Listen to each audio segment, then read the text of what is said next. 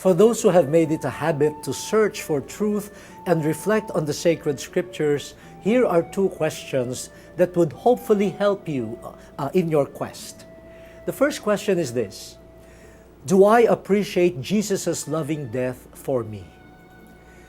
Pinahahalagahan ko ba ang pagkamatay ni Jesus ng may pag-ibig para sa akin?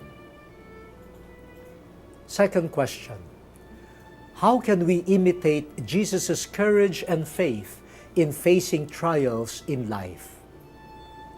Papaano natin matutularan ang tapang at pananampalataya ni Jesus sa pagharap natin sa mga pagsubok sa buhay?